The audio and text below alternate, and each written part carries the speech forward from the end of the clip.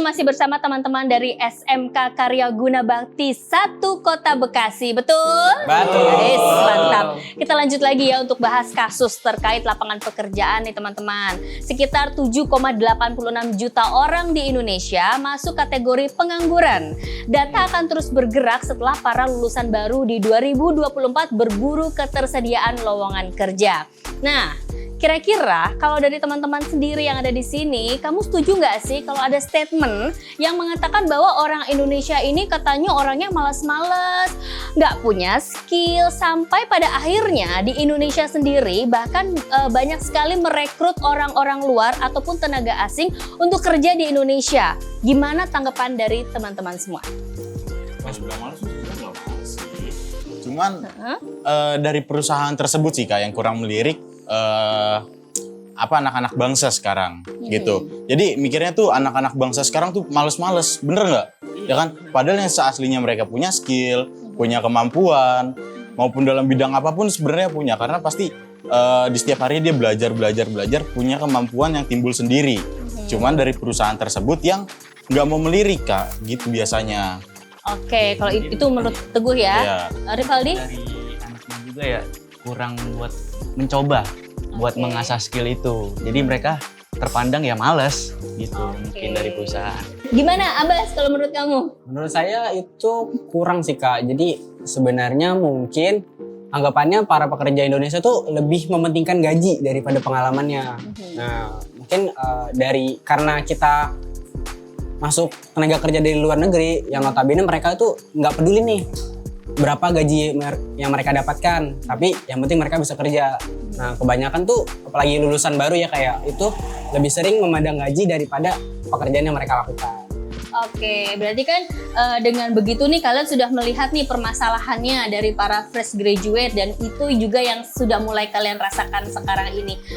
Pengen nggak sih hal tersebut dipatahkan gitu loh. Jadi gimana caranya kalau menurut kalian ya agar para perusahaan ini juga melirik anak bangsa bahwa punya loh skill-skill tersebut.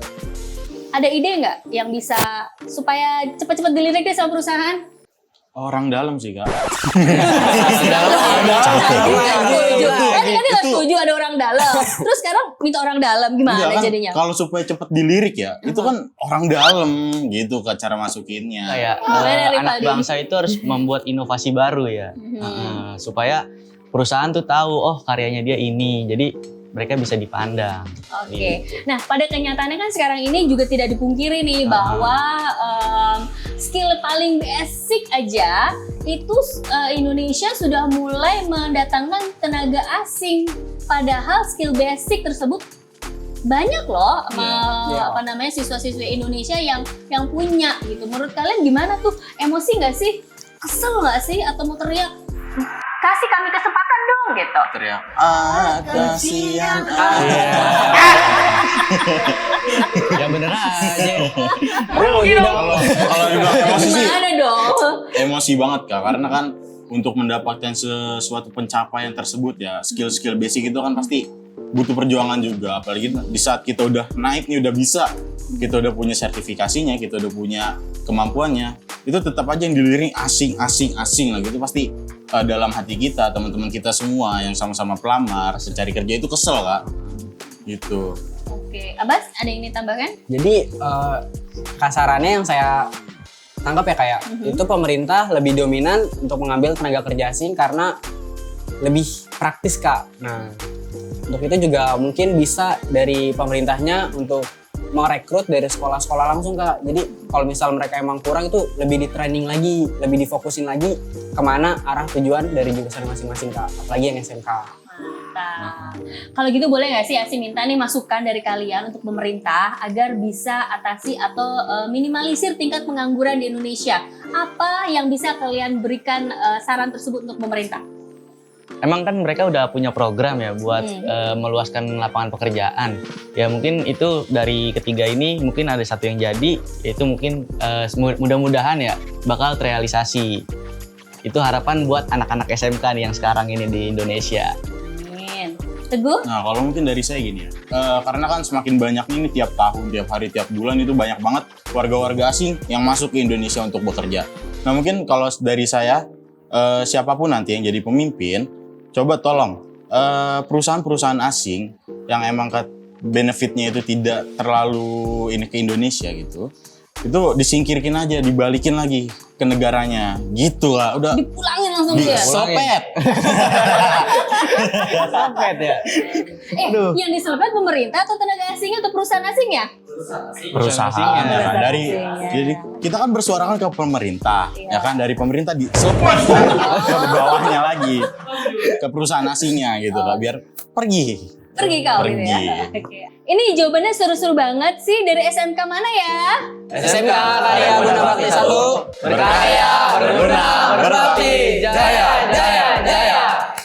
Oke, nah teman-teman, tema selanjutnya ini masih akan berkolerasi dengan pembahasan sebelumnya. Namun sekarang kita mungkin akan nyangkut sedikit ke politik kali ya, soal janji-janji para capres dan cawapres. Tunggu dulu, sabar dulu ya.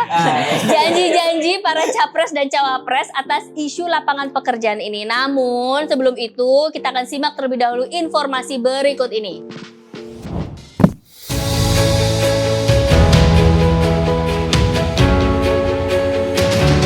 Berkomitmen untuk membangun pemerintahan yang bersih dan transparan. Berjanji untuk memberantas korupsi dengan menguatkan lembaga pemberantasan korupsi. Membuat masyarakat dapat hidup dalam lingkungan yang adil dan berkeadilan. Dalam sebuah visi dan misi, berjanji untuk meningkatkan sektor pendidikan. Memberikan akses pendidikan yang berkualitas kepada setiap anak bangsa. Para paslon pun berjanji menciptakan generasi yang cerdas, kreatif, dan siap bersaing di tingkat global. Tidak hanya itu, berkomitmen untuk mengatasi masalah ketidaksetaraan sosial dan ekonomi, guna menciptakan lapangan kerja yang mendukung usaha mikro, kecil, dan menengah, sehingga setiap lapisan masyarakat dapat merasakan manfaat dari pertumbuhan ekonomi.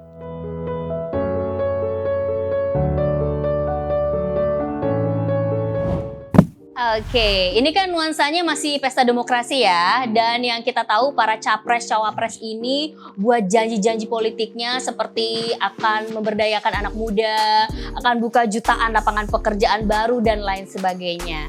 Menurut teman-teman sendiri, bagaimana sih tanggapan kalian ya tentang janji-janji politik capres dan cawapres sebelum menghuni istana? Ayo curhatan kalian silahkan dikeluarkan.